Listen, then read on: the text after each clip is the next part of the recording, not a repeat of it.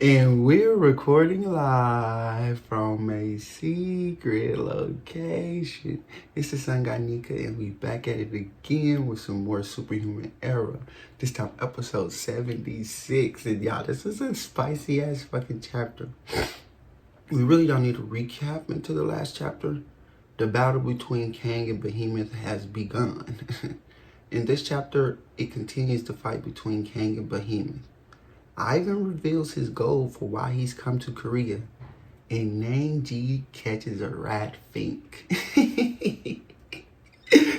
With that out of the way, let's kick this shit. So we pick up exactly where we left off last time. Kang is sliding up a building, Behemoth is coming in.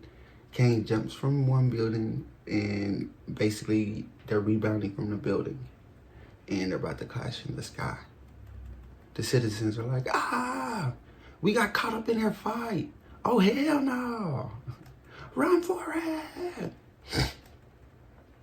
And we see the panel. Behemoth. I'm thinking he's about to fire off a Bijudama, but he doesn't do that. He does do that later on in the chapter, but not now. And then we get the title card. The Superhuman Era, Art and Story by Seppu. So they begin to just clash in the air. They're just throwing blows. Blah, blah, blah, blah, blah, blah, blah.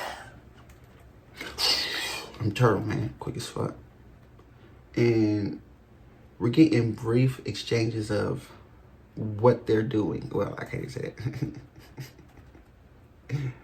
How can I say this?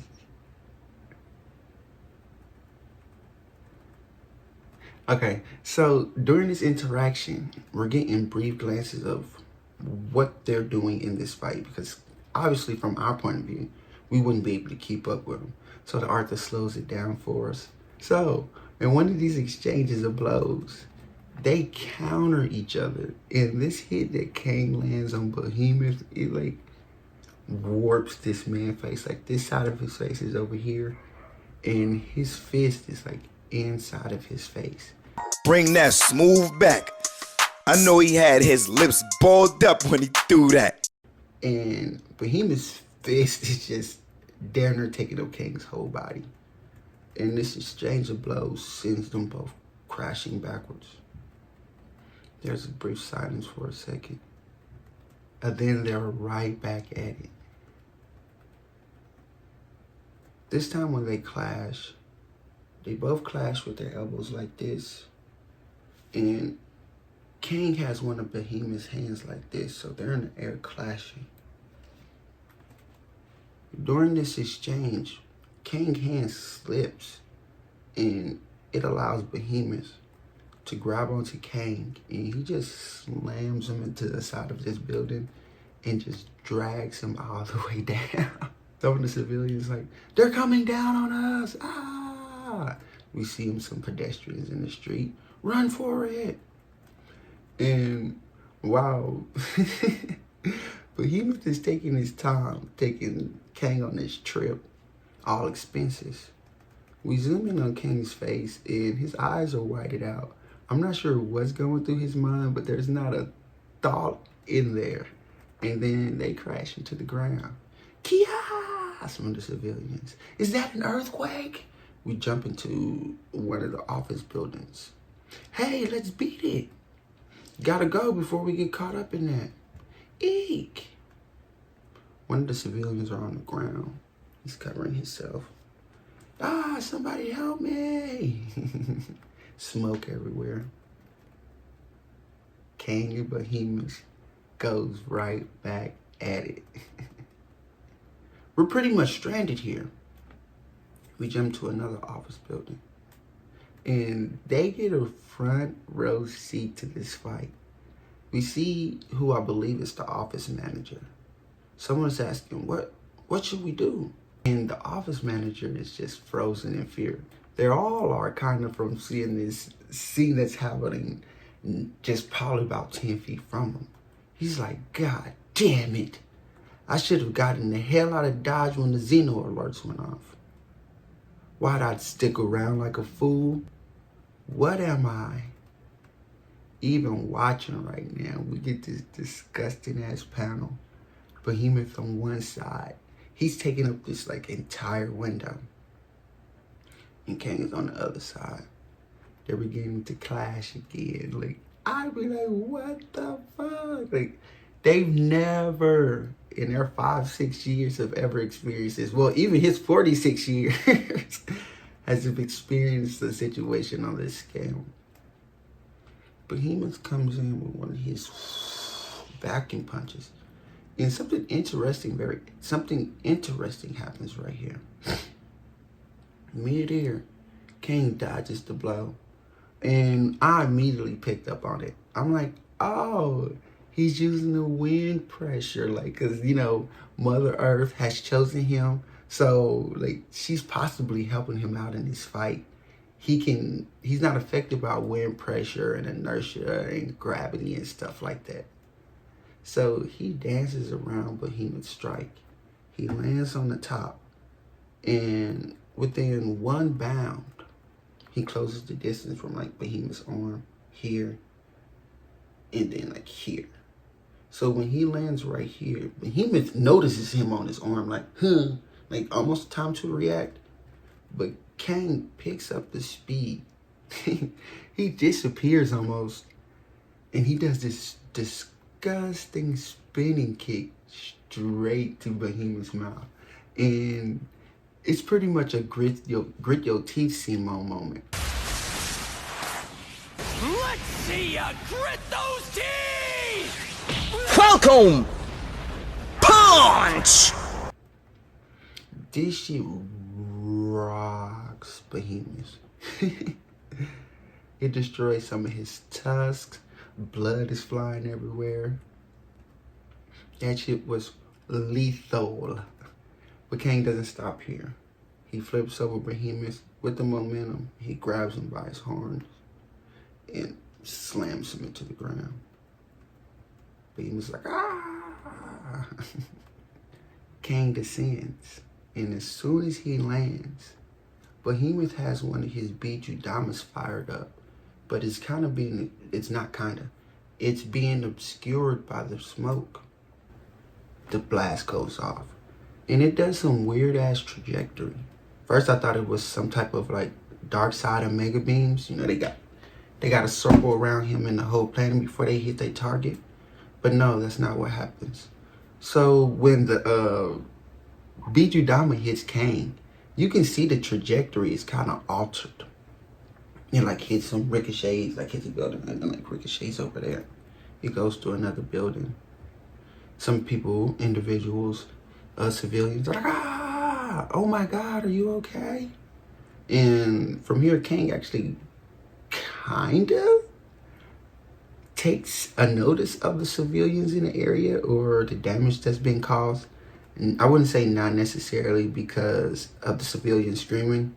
He was thinking, to me, what it seems like he was thinking, like, that was kind of an impressive shot. Like, I've never seen nothing like that. What the fuck did that do? We see the destruction to a building. It doesn't like make the whole building collapse. It just does a really nice, decent amount of damage to the building. To hell with it, someone says. Let's take our chances and run for it.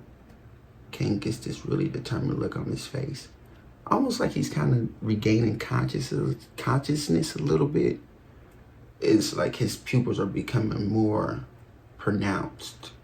So I'm thinking that's him gaining more control of his powers. He looks down and he sees his arm. His shirt has been completely destroyed. But the damage to his arm, it's scuff marks. That's what it is. It's basically scuff marks on him. And there's steam rising from it. No damage. He took no damage from that attack. Which that attack damn near crippled Nangi had he not used shade or been able to even like counteract it from hitting him square on. Behemoth, he's back up. And he begins to think to himself, did he deflect my roar? No, that wasn't it. The blast was aimed straight at his center. No way he had time to react. especially with the smoke. Couldn't have had enough time to brace for it either. However, thinking back to himself, he's looking at the trajectory of the blast hitting Kang and it veering off from him. However, the second the roar hit, its trajectory was altered. The same thing happened earlier.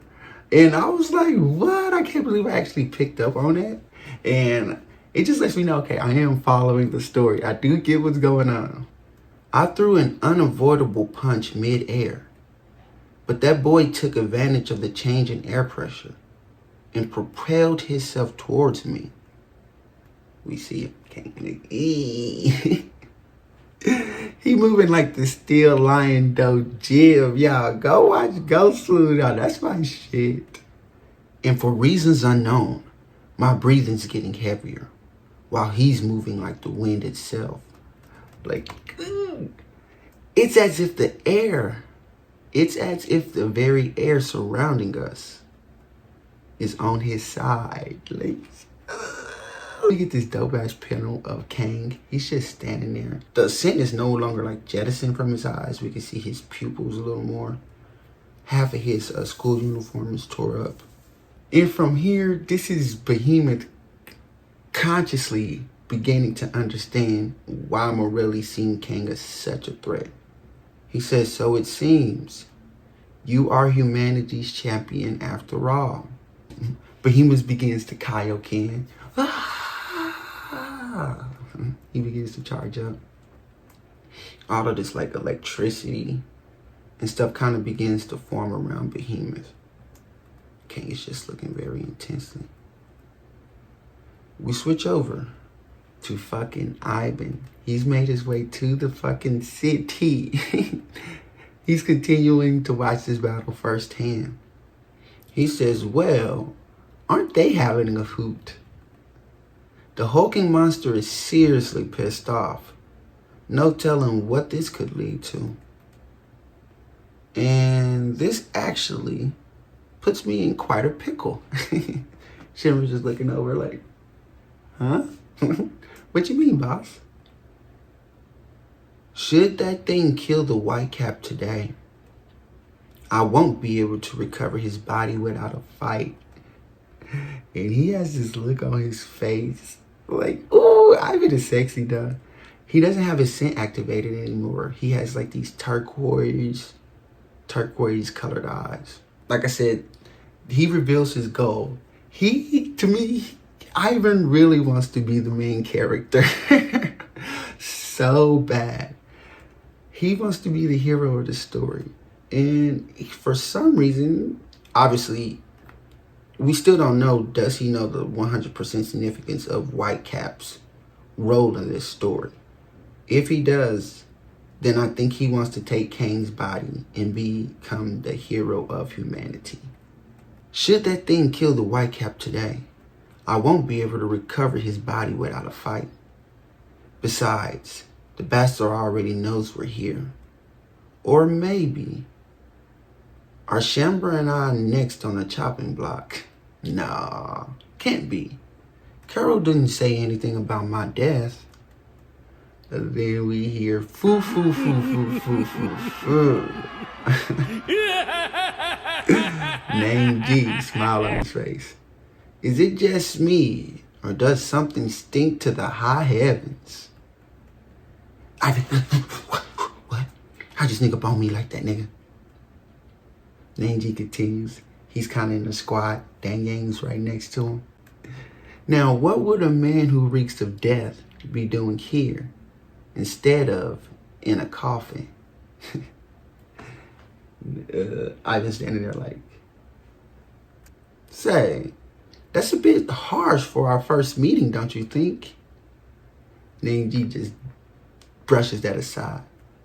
I can feel it. They're both playing coy with each other in a way. You're the one who's been resurrecting the dead, like it's your party trick. And that's the end of the chapter. It's time. Are we about to get a Nangi versus Ivan right now? In the middle of a Behemoth versus Kang, in the middle of a St. Pearl and Ch.75 versus Pan, in the middle of the Russians on their way, shit is about to get sticky. Okay, so from these lines, what I can interpret is that this is Nangi's first time seeing Ivan. He might have picked up some type of information as easily as he kind of found out that the Xenoterrans had a full-on force behind them, and that these attacks of these first Xenoterrans wasn't random. He's probably also been investigating the random deaths that have been happening around the world, and probably seen maybe one of his half-freak abominations, or somehow gotten the information from St. Pearl now, like with his own spying abilities, on who Ivan is. Or he's probably already had him on his like bucket list for a while. But this is their first time possibly actually interacting with each other, because Ivan doesn't know who he is either. Let's get to just some questions I had, or just my last little couple thoughts. And then we'll get to the comments, and then I'll get you guys out of here. So what I find very interesting, in which I gave myself a little pat on the back for paying attention to the story. Kang uses the air pressure to dodge Behemoth's attack, and the wind deflected Behemoth's Bijudama. The earth is literally protecting Kang, and Behemoth knows it now. Kang quite literally received no damage from Behemoth's Bijudama, which left Nangi almost crippled. This speaks to Kang's durability, and had the wind not affected the attack, would Kang have received an injury from that attack? So let's get into these comments, and then we'll kick this shit. Jamal C. Hell yeah, Black Cat kicks his ass. From Tyler Scribe. I look forward to this every week. It's literally the first thing I read the moment it's available. Whitecap's power manifesting in nature, rolling around him is so dope though. Ooh, I hope I got through that one. And then we got Bon Stardust. You smell like a rotten meat. Jamal. Rude. And then he says actually a very funny comment. He says, note, to have a shower installed in the secret hideout. That'd be cool if they could bring like a toilet, a bed, and stuff like that. They have like a moving house with them. That'd be funny. And that's the end of the chapter. I'll give all 3 of these likes. They were pretty good comments. Since you guys enjoyed the content, as always, you know what to do. It's the Sun God, and I'm out. Peace.